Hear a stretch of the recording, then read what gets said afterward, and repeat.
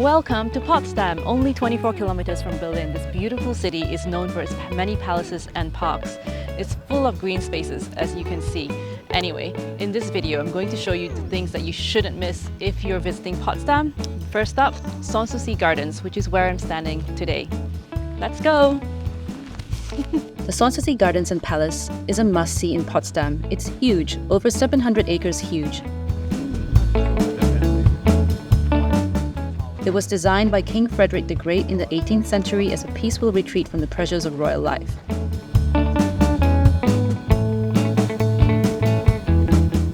You'll see Italian-inspired features such as terraces, sculptures, and the use of terracotta colors. I really enjoyed the gardens and felt like I could have spent the whole day wandering around. The Dutch Quarter in Potsdam. These are 134 two-story red brick houses known as the Dutch houses. They were built in the 18th century to attract Dutch immigrants, which wasn't quite a success. So now it's a popular area in the historic center of Potsdam where you can find arts and crafts shops, galleries, workshops, antique dealers, cozy cafes throughout the district, as well as 2 museums. And while you're there, you should have a meal at the Flying Dutchman restaurant. This was actually our walking tour guide's favorite restaurant, and I could see why. The food is good, and it's a great place for soaking in the atmosphere if you get a seat outside. If it's a sunny day, I recommend taking a scenic boat cruise along the Havel River. There's a drink service on board, and the views of the riverbank during summer were picturesque. Everything was so green and seemed to glow under the sun. You can also see some of Potsdam's many palaces along the way. Did you know that there's an idyllic Russian village in the center of Potsdam? Well, this was such an interesting and surprising visit.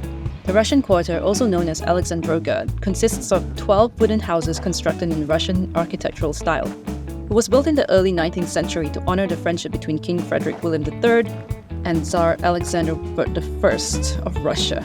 That was hard to say. If you're off for a good walk, continue on to Belvedere Pfingstberg, a neoclassical monument perched on a hill that has the best panoramic views of Potsdam. You can even see the iconic spires of Sanssouci Palace. You'll need tickets to enter and climb up the tower of Belvedere Palace, but the gardens outside are free to enjoy. Then continue walking and look for microbrewery Meyer, which is a beautiful beer garden next to the river. The brewery's location is a former dairy building, hence the name Meyer, which translates to dairy in English. Also, did you know that only 30% of Potsdam has been developed? This means that 70% are green spaces like parks, gardens, and open areas. This was the biggest thing I loved about Potsdam, that despite it being a fully developed city, you're never far from nature and it feels like one giant park with roads and buildings and other urban things within it. I think this is the greenest city I've ever been in.